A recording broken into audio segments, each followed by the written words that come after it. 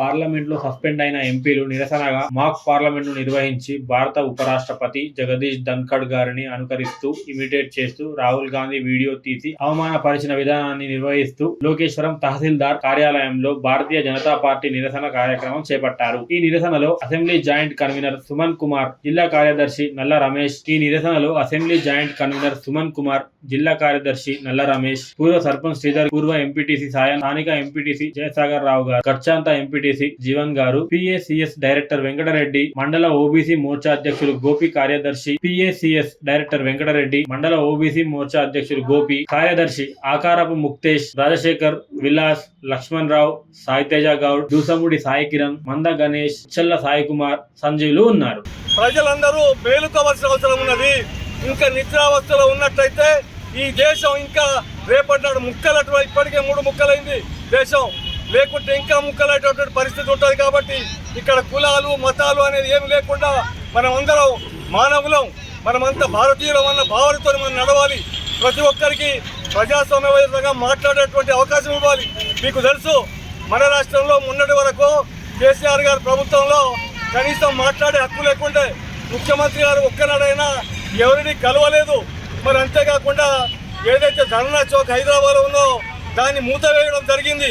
కాబట్టి ఇప్పుడు మొన్ననే వచ్చినటువంటి మన కాంగ్రెస్ పార్టీ ప్రభుత్వం రేవంత్ రెడ్డి గారి ఆధ్వర్యంలో కూడా దాని యొక్క మొత్తం ప్రజాస్వామ్య యొక్క ప్రభుత్వాన్ని ఏర్పాటు చేశారు. ఇక్కడ ప్రతి ఒక్కరికి తమ యొక్క స్వేచ్ఛ ఇవ్వడం జరిగింది. ఏ నిరసన ద్వారా కూడా తమ యొక్క డిమాండ్స్ ప్రభుత్వం ముందు పెట్టవచ్చు. కాబట్టి నేను మీ అందరితో కోరేది ఏంటంటే, ఈనాడు ఏదైతే ఇండియా కూటమి ఆధ్వర్యంలో జరుగుతున్నదో ప్రజలందరికీ మనవి చేస్తున్నాను, దేశంలో వల్ల అందరితో మనవి చేస్తున్నానంటే ఇండియా కూటమిని బలపరిచిన అవసరం ఉన్నది. నియంతృత్వాన్ని మనం వ్యతిరేకించవలసిన ఉన్నది. లేనట్లయితే మనం దేశం నష్టపోవాల్సి అవసరం ఉంది అని చెప్పేసి మనవి చేస్తూ సెలవు తీసుకుంటున్నాను. జై హింద్, జై భారత్, జై కాంగ్రెస్, జై इंडिया कूटमी। तेलंगाना प्रदेश कांग्रेस कमेटी के अध्यक्ष सीएम रेवंत रेड्डी साहब की आधार पर हमारे तालुके के लीडर इंचार्ज श्री नारायण राव पटेल साहब की हिदायत पर जो है के आधार पर आज भैंसा में बाबा साहब अम्बेडकर इंस्टीट्यूट के पास तमाम हमारे सीनियर वरिष्ठ नेता तमाम जो है आज हम जो है विरोध में ठहरे हैं। ये क्यों विरोध कर रहे हैं, इसका वजह क्या है? हमारा जो भारत देश है यहाँ पर सबको विचार और प्रचार का अधिकार है। इसी के तहत जो है हमारे जो इंडिया कूटमी के जो एमपी को सस्पेंशन किया गया है, उसकी वजह एक ही थी कि उन्होंने पार्लियामेंट के अंदर जो लोकतंत्र का मंदिर माना जाता है उसके अंदर उन्होंने जो है सवाल करने की कोशिश की गई। सवाल करने की कोशिश के आधार पर उनको सस्पेंशन किया गया है। वही मीडिया के माध्यम से आपको बताना चाहता हूँ, अब तक के 146 एमपी को सस्पेंशन किया गया है। तो ये पार्लियामेंट हाउस एक ऐसा है, हर जिले से जो है हर जिले से लोग लाखों की तादाद में लोग जो है पार्लियामेंट के अंदर भेजते हैं कि विपक्ष की आवाज़ बनना बोल के। इसका मतलब क्या है?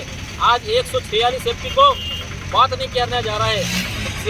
ये जो है ये तो एक डेमोक्रेसी की जो है खिलाफ है। अपोजिशन का मतलब ये है कि डेमोक्रेसी को संभालना अपोजिशन का काम है। अगर अपोजिशन नहीं रही तो ये हिंदुस्तान के अंदर, भारत देश के अंदर जो है राज जो है ये तानाशाही हुकूमत चलेगी।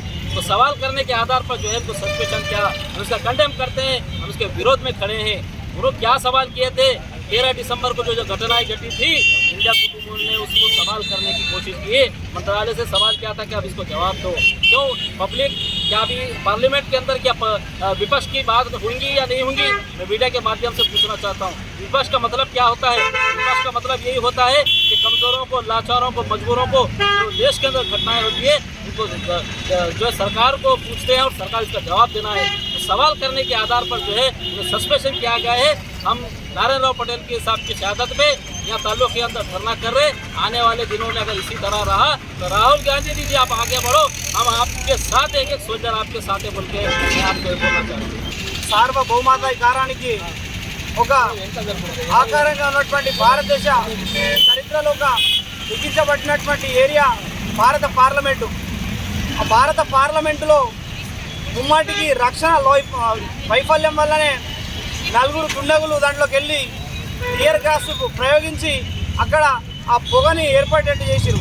దీన్ని బట్టి మనకు స్పష్టంగా ఏం అర్థమవుతున్నా అంటే భారత పార్లమెంటులోనే రక్షణ సరిగ్గా లేకపోతే దేశంలో రక్షణ ఏ విధంగా కల్పిస్తారో బీజేపీకి నేను ఈ సందర్భంగా నేను స్పష్టంగా కాంగ్రెస్ పార్టీ నుంచి డిమాండ్ చేస్తా ఉన్నా.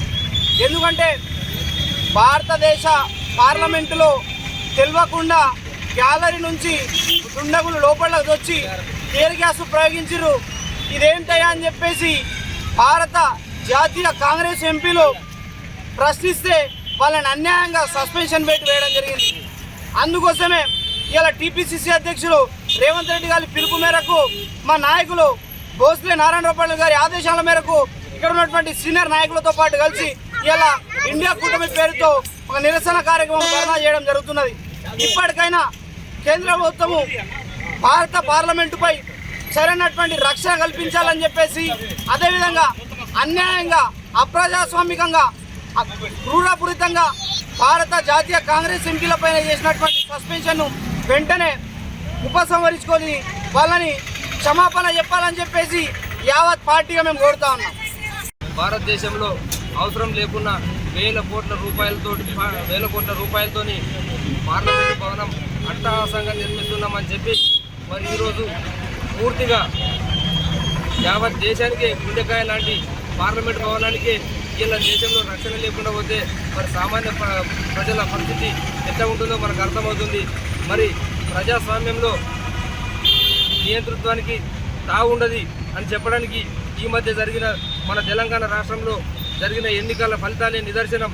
మరి దేశంలో కూడా రానున్న రోజుల్లో నరేంద్ర మోడీ గారు ఘోర ఓటమిని చవి చూడాల్సిన పరిస్థితి ఉంటుందని చెప్పి ఈ సందర్భంగా తెలియజేస్తున్నాం. మరి ఇది పూర్తిగా విడ్డూరం. ఏదైతే పార్లమెంటు రక్షణలో విఫలమైనో దాన్ని ఒప్పుకోకుండా ఇంకా దాని మీద గలం విప్పిన విపక్ష సభ్యుల మీద సస్పెన్షన్ ఎత్తివేయడాన్ని పూర్తిగా మేము నిరసిస్తున్నాం.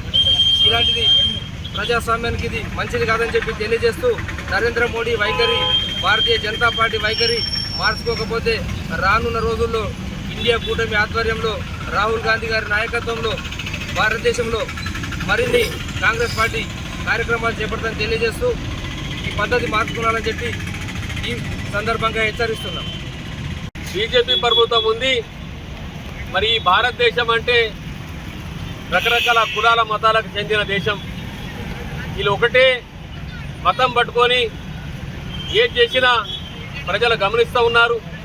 మరి మొన్న చూసిన ఘటన ఎంత ఘోరమైన, పార్లమెంట్ అంటే ఒక దేవాలయం, దాన్ని అందులో ప్రధానమంత్రి నుంచి అందరూ మంత్రులు, ఎంపీలు అందరూ ఉంటారు. మరి దానిలోనే సెక్యూరిటీ లేకుంటే, వాళ్ళకే బరాబర్ వ్యవస్థ లేకుంటే మరి దేశ పరిస్థితి ఏం కావాలా? దీని మీద మరి ఇండియా కూటమి మాట్లాడితే వాళ్ళకు సస్పెండ్ చేయడం చాలా దూరదర్శకరం, ఘోరం. ఎందుకంటే వాళ్ళ ఇష్టం ఉన్న ప్రకారంగా అట్లా చేయడం అది కుదరది. మన బాబాసాహెబ్ అంబేద్కర్ గారు రాజఘటన చేసిన తర్వాత అట్లా అందరికీ హక్కు ఉంది, అందరికీ అధికారం ఉంది. ఆ అధికారాన్ని వీళ్ళు దోసుకొని, అధికారాన్ని దుర్వినియోగం చేసుకొని కాంగ్రెస్ని ఒత్తేయడానికి, ఇండియా కూటమిని ఒత్తేయడానికి వీళ్ళు ప్రయత్నం చేస్తున్నారు. అది జరిగేది కాదు. మరి ఈరోజు ఇది స్టార్ట్ ఇదే రకం వీళ్ళు వ్యవస్థ ఉంటే మీరు చూసిండ్రు. ఇలాగే ఉంటేనే మరి ఈరోజు మనం చూస్తూ ఉన్నాం, మన తెలంగాణ రాష్ట్రంలో కాంగ్రెస్ ప్రభుత్వం వచ్చింది. మరి ప్రజలకు తీసుకొని పోయే పార్టీ ఒకటే కాంగ్రెస్ పార్టీ. మరి రాబోయే దినంలో మనకు కాంగ్రెస్ పార్టీ ఒకటే, రాహుల్ గాంధీ గారు ప్రధానమంత్రి అవుతారు, దేశాన్ని నడిపిస్తారని మనం అందరం నమ్ముతున్నాం, ప్రజలు నమ్ముతున్నారు. కాబట్టి మన తెలంగాణలో ఉన్న ప్రభుత్వం వచ్చింది. ఈరోజు మనం ఒకటే, మరి నారాయణరావు పటేల్ నాయకత్వంలో మన అందరం ఇక్కడ ఉన్న పెద్దలు అందరూ మనం హాజరై ఇక్కడ నిరసన ప్రోగ్రాం చేయడం జరుగుతుంది. దీని మీద మరి ప్రభుత్వం వాళ్ళ సస్పెన్షన్ ఎత్తివేయాలా, న్యాయపరంగా మాట్లాడడానికి అర్హత ఇవ్వాలని చెప్తున్నాం. మరి చేయకుంటే ఇంకా ఏ ఆదేశం ఉంటే దాని ప్రకారంగా మేము అన్ని రకాల చేయడానికి సిద్ధంగా ఉంటాం. కాబట్టి మేము ఈరోజు మరి Modi down down, BJP down down చెప్తున్నాం. ఎందుకంటే ఇది నిజమైన పద్ధతి కాదు, ఇది కాంగ్రెస్ను అణచివేయడానికి చేస్తున్న ప్రయత్నం. కాబట్టి మేము నిరసన వ్యక్తం చేస్తున్నాం. కాంగ్రెస్ పార్టీ